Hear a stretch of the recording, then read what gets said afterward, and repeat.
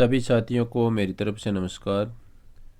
साथियों, आज हम जो अपने हिंदी साहित्य की जो सीरीज़ चल रही है, जिसके अंतर्गत हम हिंदी साहित्य का इतिहास है वो इन नोट्स के माध्यम से पढ़ रहे हैं। तो इस सीरीज़ का आज अपने ये 8वां वीडियो है वो हम करने जा रहे हैं। इससे पहले हम 7 वीडियो है वो कर चुके हैं। और यदि आप चैनल पर पहली बार विजिट कर रहे हैं, आपने पीछे के वीडियो नहीं देखे हैं, तो आप चैनल की प्ले लिस्ट में जा कर के वो वीडियो देख सकते हैं। और आपसे निवेदन है कि आप वीडियो को ज़्यादा से ज़्यादा लाइक और शेयर अवश्य करें, ताकि मुझे मोटिवेशन मिलता रहे। और आइए देखते हैं, जो हमने कल पढ़ा था उससे आगे अपने पढ़ने जा रहे हैं। तो कल हम 4 जो रचनाकार हैं उनके अनुसार है वो हिंदी साहित्य के पहले कवियों के बारे में पढ़ रहे थे। तो 4 नंबर तक हमने पढ़ लिया था। ये नेक्स्ट पेज की PDF है, तो इसमें हम 5वें नंबर पर पढ़ेंगे। हजारी प्रसाद द्विवेदी के अनुसार हिंदी साहित्य के प्रथम कवि कौन है। तो दोस्तों, हजारी प्रसाद द्विवेदी के अनुसार हिंदी साहित्य के जो प्रथम कवि है वो अब्दुल रहमान है।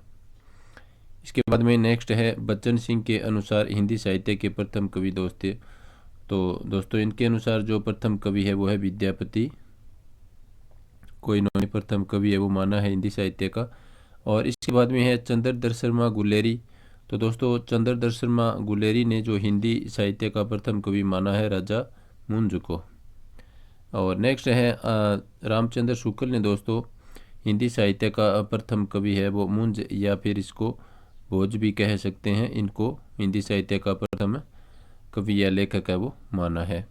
चलते हैं दोस्तों नेक्स्ट फैक्ट के ऊपर। इसके बाद में है दोस्तों हिंदी की प्रथम रचना के बारे में अपने यहाँ पर जानेंगे। तो देखिए, हिंदी की प्रथम जो रचना है वो दोस्तों सरावकाचार है। कौन सी है? सरावकाचार, जो कि 1933 ईस्वी में रची गई थी। और इसके जो लेखक है ये देवसेन है। सरावकाचार रचना के लेखक देवसेन, और 1933 में इस सरावकाचार रचना की है वो रचना की गई थी 1933 में, 933 में। 933 आपको याद रखना है। नेक्स्ट है दोस्तों, इसके बारे में कुछ महत्वपूर्ण फैक्ट जो कि इस प्रकार से हैं कि जो सरावकाचार है वो दोस्तों 250 दोहों का एक ग्रंथ है। आपसे क्वेश्चन पूछा जा सकता है कि सरावकाचार में कुल कितने दोहे हैं, तो आप बता सकते हैं इसमें कुल 250 दोहे हैं। नेक्स्ट इसका फैक्ट है, इसमें श्रावक धर्म का वर्णन किया गया है। कौन से धर्म का? श्रावक धर्म का इसमें वर्णन किया गया है। नेक्स्ट अपना फैक्ट है, गृहस्थ धर्म इसके वर्णन का केंद्र है। यानी श्रावकाचार के बारे में यदि पूछे कि इसका जो वर्णन किया गया है उसके केंद्र में कौन सा धर्म एक तरह से है, तो आप बता सकते हैं गृहस्थ धर्म को केंद्र मान के श्रावकाचार की रचना की गई है, जिसके लेखक देवसेन है। और 933 ईस्वी में इसकी रचना की गई है, और इसमें 250 दोहों का संग्रह है। तो काफ़ी महत्वपूर्ण फैक्ट है, आप इन्हें अच्छी तरह से याद रखें। चलते हैं दोस्तों नेक्स्ट फैक्ट के ऊपर। तो दोस्तों नेक्स्ट फैक्ट में देखिए आप, शुक्ल के अनुसार प्रथम रचना और रचनाकार, यानी आचार्य और रामचंद्र शुक्ल के अनुसार जो हिंदी का प्रथम महाकाव्य कौन सा है। तो दोस्तों ये काफ़ी बार पूछा गया है, काफ़ी महत्वपूर्ण फैक्ट है। तो आचार्य रामचंद्र शुक्ल के अनुसार प्रथम महाकाव्य है वो पृथ्वीराज रासो को माना जाता है।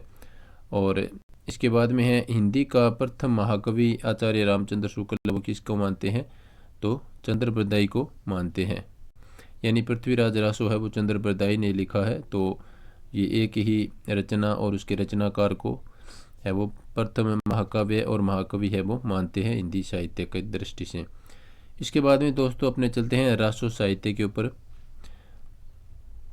तो देखिए, रासो साहित्य के अंतर्गत हम पढ़ेंगे कि आदिकाल में चारण कवियों द्वारा रचित मुख्यतः वीर गाथात्मक काव्य ही रासो साहित्य कहलाता है। कौन सा काव्य?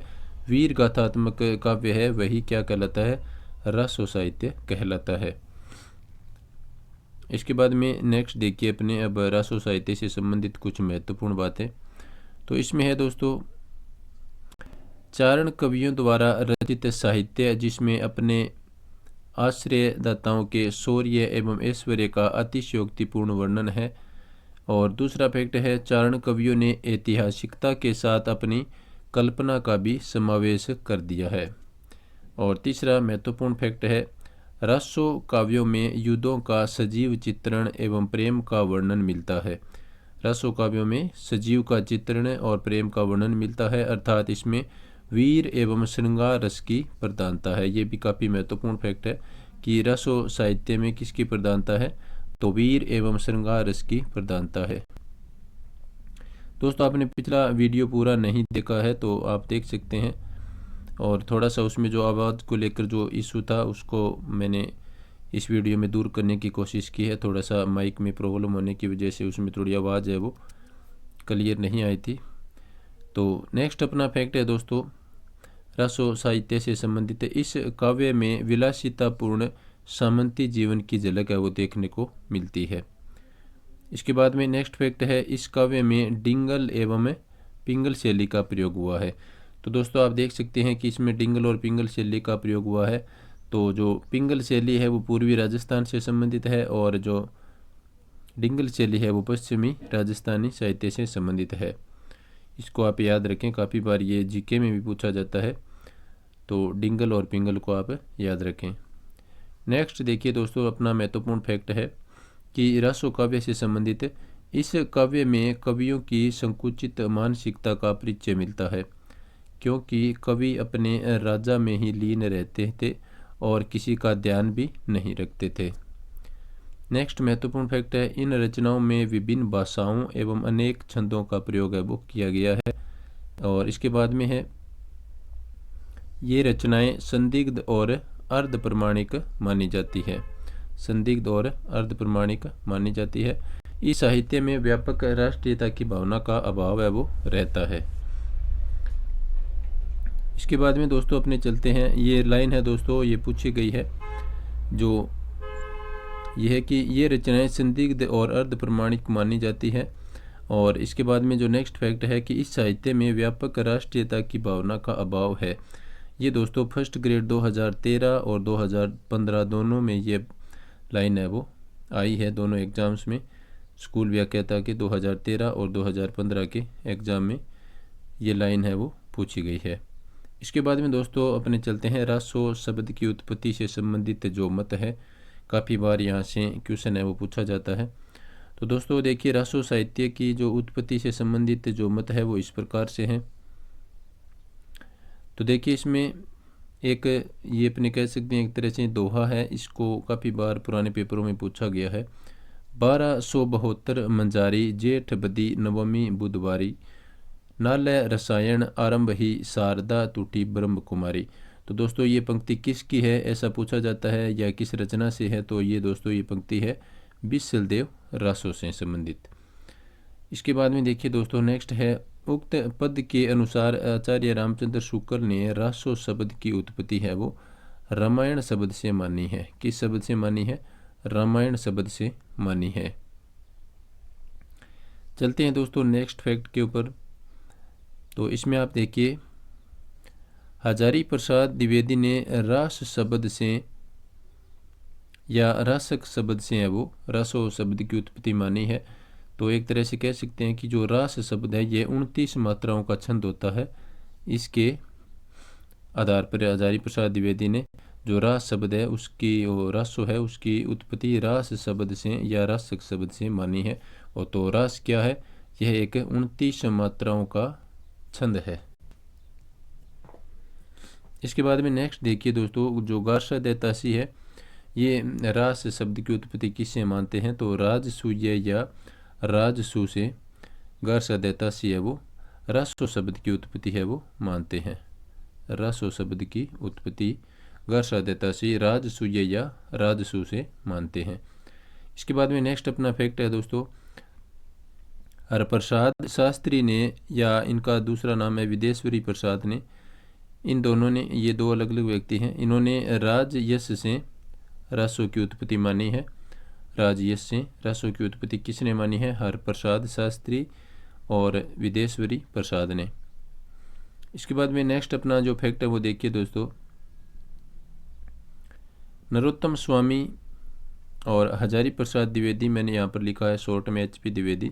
तो दोस्तों नरोत्तम स्वामी और HP द्विवेदी गणपति चंद्र गुप्त, माता प्रसाद गुप्त और दशरथ शर्मा आदि ने है वो रासो शब्द की उत्पत्ति किस शब्द से मानी है? रासक शब्द से इन्होंने उत्पत्ति मानी है। दोस्तों आप वीडियो को पूरा देखें और वीडियो को ज़्यादा से ज़्यादा लाइक और शेयर अवश्य करें, ताकि हम ज़्यादा से ज़्यादा लोगों को जोड़ करके अपने, एक तरह से आप कह सकते हैं कि मुझे भी मोटिवेशन मिलता रहेगा और मैं लगातार ये हिंदी साहित्य की क्लासें हैं वो आपके लिए लेकर आता रहूँगा। तो थोड़ा सा वीडियो पे रिस्पांस है वो कम ही आ रहा है, लेकिन कोशिश करते हैं कुछ और वीडियो में, यदि अच्छा रिस्पांस रहता है तो अपनी ये क्लासें लगातार जारी रहेगी। तो देखते हैं दोस्तों नेक्स्ट फैक्ट के ऊपर। श्यामल दास और काशी प्रसाद जायसवाल ने रहस्य शब्द से रासो की उत्पत्ति मानी है, और नंद दुलारे वाजपेयी और दशरथ शर्मा ने रास शब्द से मानी है। और इसके बाद में है सर्वमान्य मतानुसार रासो शब्द की उत्पत्ति है वो दोस्तों रासक शब्द से मानी गई है। अब अपनी बात करते हैं दोस्तों प्रमुख रासो साहित्य और उनके रचनाकार। काफ़ी महत्वपूर्ण पॉइंट है, काफ़ी बार ये पूछा जाता है, और ये तो खास करके जो जीके का जो एग्ज़ाम होता है, किसी भी वैकेंसी से संबंधित आप बात कर सकते हैं, तो वहाँ पर भी इन रचनाओं और इनके जो रचनाकार हैं उनके बारे में पूछा जाता है। तो आप इनको गौर करके याद रखें। तो देखिए इसमें प्रमुख रासो साहित्य और इधर मैंने लिख रखा है रचनाकार। तो दोस्तों देखिए पहली अपना रचना है पृथ्वीराज रासो। तो ये आपको पता है काफ़ी आसान और काफ़ी बार पूछी जाती है।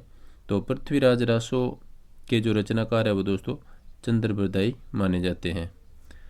इसके बाद में नेक्स्ट रचना है दोस्तों बिसल देव रासो। तो दोस्तों बिसल देव रासो की रचनाकार है नरपति नालय। और तीसरी रचना है प्रमाद रासो, इसके रचनाकार है जगनिक। ये जीके में काफ़ी बार तीनों रचनाएं पूछी जाती है। नेक्स्ट इसके बाद में रचना है दोस्तों हमीर रासो। हमीर रासो किसकी रचना है? सारंगधर की रचना है, तो आप देख सकते हैं। नेक्स्ट अपनी महत्वपूर्ण रचना है खुमाण रासो। तो दोस्तों खुमाण रासो है वो दलपति विजय या आप दलपत विजय बोल सकते हैं, इनकी रचना है। और विजयपाद रासो दोस्तों ये नल सिंह भट्ट की रचना है। इसके बाद में है बुद्धि रासो। तो दोस्तों ये बुद्धि रासो है ये जलहण की रचना है। इसके बाद में नेक्स्ट अपनी देखिए मुंज रासो। तो दोस्तों जो मुंज रासो रचना है वो अज्ञात कवि की रचना है।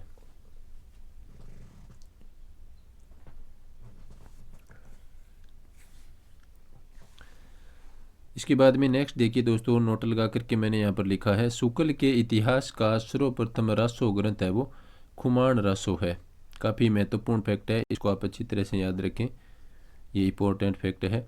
शुक्ल के अनुसार इतिहास का सर्वप्रथम रासो ग्रंथ कौन सा है? खुमाण रासो। दोस्तों आपको पता होगा कि हिंदी साहित्य के विद्यार्थी होने के नाते आप आचार्य रामचंद्र शुक्ल के महत्व को अच्छी तरह से जानते हैं, ऐसी मैं उम्मीद करता हूँ। तो आप आचार्य रामचंद्र शुक्ल से संबंधित जितने भी महत्वपूर्ण फैक्ट हैं उनको आप अच्छी तरह से याद रखें, इनके बहुत बार और बहुत ज़्यादा क्वेश्चन है वो पूछे जाते हैं। नेक्स्ट देखिए दोस्तों इसमें रासो नाम से अन्य रचनाएं कौन कौन सी है उनके बारे में थोड़ा सा जान लेते हैं। तो कलयुग रासो है दोस्तों ये है रसिक गोविंद की रचना। और कायम खां रासो है दोस्तों ये है नियामत खां जान की रचना, जो कि 1634 ईस्वी में इनका जन्म हुआ था। किनका? नियामत खां जान का। तो दोस्तों इस प्रकार से ये आज का अपना वीडियो था। तो इसमें थोड़ी सी 2 रचनाएं और रह गई, इनके बारे में हम जान लेते हैं। देखिए दोस्तों इसमें राम रासो है वो समय सुंदर की रचना है, और कुमारपाल रासो है वो देवप्रभ की रचना है। इसके बाद में अपने थोड़े से ये PDF है वो पूरी पढ़ लेते हैं। इसमें देखिए दोस्तों इसमें है कि प्रमुख जो रासो साहित्यिक ग्रंथों का जो विवरण है उसमें क्या क्या है ये अब अपने चलेगा। अभी हमने उनके रचनाकार और रचनाओं को जाना, तो अब सबसे पहले हम देखेंगे जो पृथ्वीराज रासो है उसमें क्या क्या कुछ है वो दिया गया है। इसे काफ़ी बार क्वेश्चन है वो पूछा जाता है, क्योंकि ये साहित्य से संबंधित अपने जो एग्ज़ाम दे रहे हैं तो उसमें उस रचना के अंदर से भी बातें हैं वो पूछी जाती है। तो देखिए दोस्तों जो पृथ्वीराज रासो है वो चंद्रबरदाई की रचना है, ये हम पढ़ चुके हैं।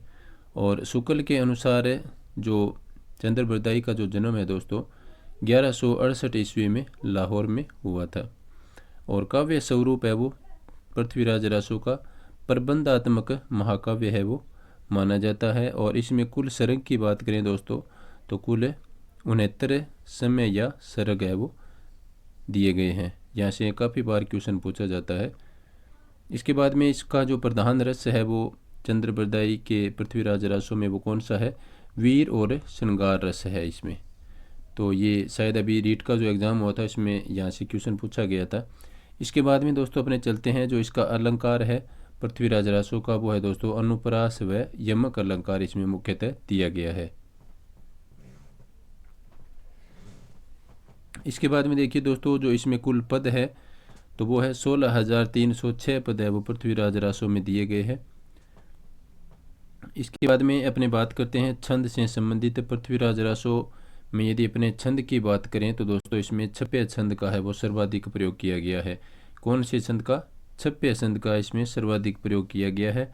और ये छंद का सर्वप्रिय छंद है, किसका, चंद्रबरदाई का यह सर्वप्रिय छंद है। और इसके बाद में है भाषा, इसकी बात करें तो इसमें राजस्थानी और ब्रज ये दोनों भाषाओं का मिश्रण है जिसको अपने क्या कहते हैं, पिंगल। राजस्थानी और ब्रज भाषा का मिश्रण क्या कहलाता है, पिंगल। यानी एक तरह से जो पृथ्वीराज रासो है वो पिंगल भाषा में रचा गया है। इसके बाद में इसकी शैली की बात करें तो ये पिंगल शैली है, ये अपने पढ़ चुके हैं। नायक की बात करें, यहाँ से काफ़ी बार क्वेश्चन बन सकता है। तो पृथ्वीराज रासो के जो नायक है वो पृथ्वीराज चौहान है जो कि कहाँ के शासक है, अजमेर के शासक।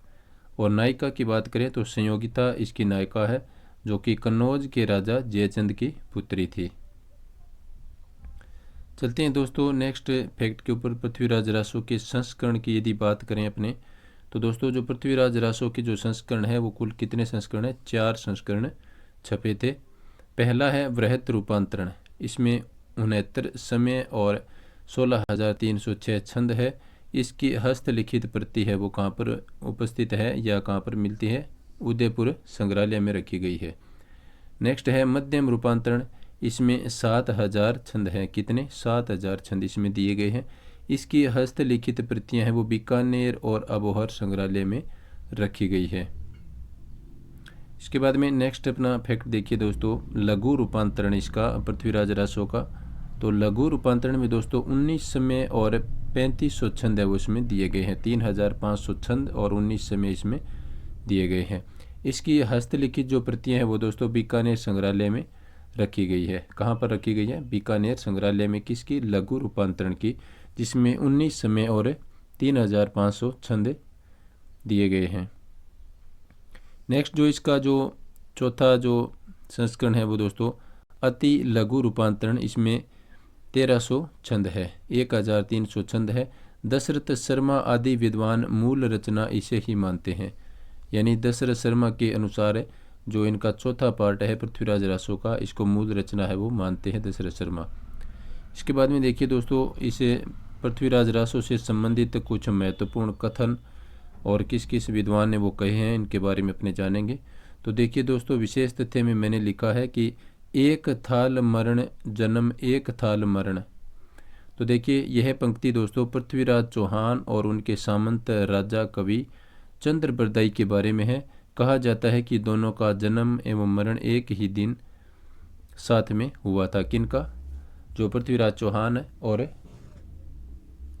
चंद्रबरदाई हैं, उनके यहाँ पर जन्म की बात है और मरण की बात है की जा रही है। नेक्स्ट देखिए दोस्तों इसका महत्वपूर्ण कथन है,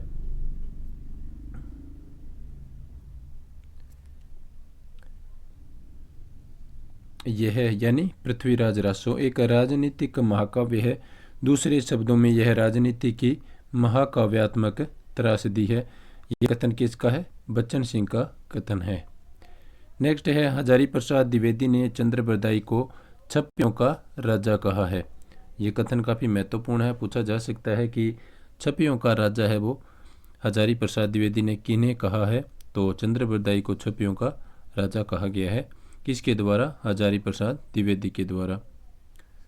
नेक्स्ट देखिए अपने फैक्ट महत्वपूर्ण, रामचंद्र शुक्ल के अनुसार यह पूरा ग्रंथ जाली है। इन्होंने इसके बारे में ऐसा कहा है रामचंद्र शुक्ल ने चंद्रबरदाई के बारे में कि यह एक जाली ग्रंथ है।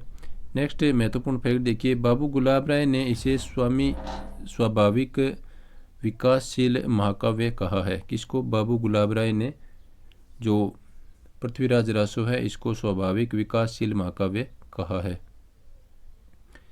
नेक्स्ट फैक्ट देखिए दोस्तों, श्याम सुंदर दास और उदयनाथ तिवारी ने इसे विशाल वीर काव्य कहा है। इसके बाद में है हजारी प्रसाद द्विवेदी ने इसे सुख सुखी संवाद है वो कहकर पुकारा है। ये काफ़ी महत्वपूर्ण कथन है, इसको आप अच्छी तरह से याद रखें। आचार्य हजारी प्रसाद द्विवेदी ने पृथ्वीराज रासो को सुख सुखी संवाद कह करके पुकारा है।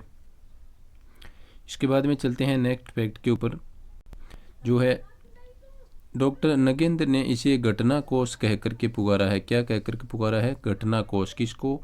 पृथ्वीराज रासो को। इसके बाद में है इस ग्रंथ की यानी पृथ्वीराज रासो की सर्वप्रथम जानकारी कर्नल जेम्स टोड के ग्रंथ एनल्स एंड एंटिक्विटीज से प्राप्त होती है। ये कर्नल जेम्स टोड की एक बुक है जिसे पृथ्वीराज रासो की है वो सर्वप्रथम जानकारी प्राप्त होती है। इसके बाद में है टोड ने इसके एक भाग को संयोगिता नेम से प्रकाशित है वो करवाया है। इसके बाद में है दोस्तों अपना महत्वपूर्ण फैक्ट, इस रचना के कुछ पद पुरातन प्रबंध संग्रह में प्राप्त होते हैं जो कि इसकी प्राचीनता को प्रमाणित करते हैं। इसके बाद में देखिए नेक्स्ट फैक्ट अपना, एक उक्ति के अनुसार चंद के इस ग्रंथ को इनके पुत्र जलहण ने पूरा किया था।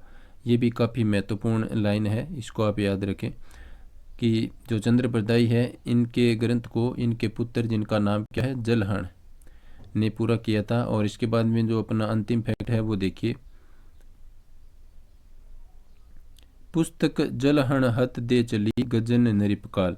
ये पंक्ति काफ़ी बार पुराने पेपरों में पूछी गई है तो काफ़ी महत्वपूर्ण पंक्ति है। तो दोस्तों इस प्रकार से ये आज का अपना वीडियो था। उम्मीद है आपको वीडियो पसंद आया होगा और आप वीडियो को ज़्यादा से ज़्यादा लाइक और शेयर अवश्य करें। और यदि आप चैनल पर पहली बार वीडियो देख रहे हैं तो आप चैनल को सब्सक्राइब भी करें। वीडियो देखने के लिए सभी साथियों का धन्यवाद। नमस्कार।